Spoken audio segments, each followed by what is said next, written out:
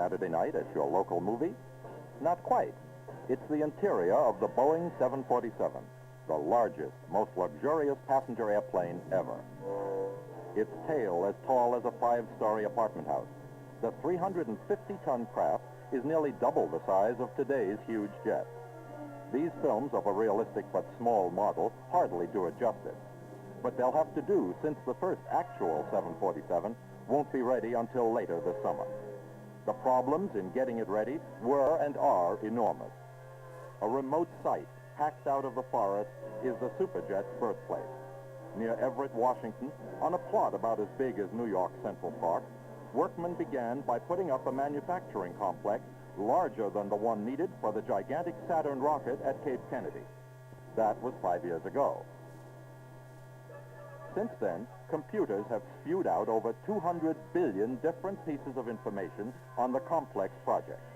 In a central office, wall after wall was covered with evidence of the precise coordination that was necessary to get the job done. A railroad track had to be laid after the rugged terrain was cleared of timber, just to bring supplies to the isolated construction area. The arrival of the first train was celebrated with as much ceremony and excitement as the meeting of iron horses from east and west a century ago. A full-size mock-up reveals the vast cabin. There'll be 375 seats, double the capacity of any plane now in service. It's envisioned that passengers will be able to telephone in flight or receive calls from the ground. For veteran flyers, a reminder of the very first transoceanic plane. The 747 is a two-decker, a chance to stretch one's legs. Upstairs, a series of lounges. 15 stewardesses will be on hand. Among their extra services, supplying latest stock market quotations. And despite all these new features, fares won't go up. In fact, because of the 747's operational economy, the price of a ticket will probably be lower than it is now.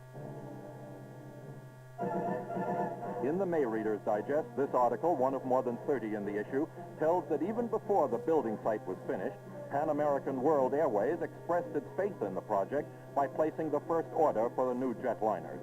Other carriers followed suit, and Boeing's gamble had been won.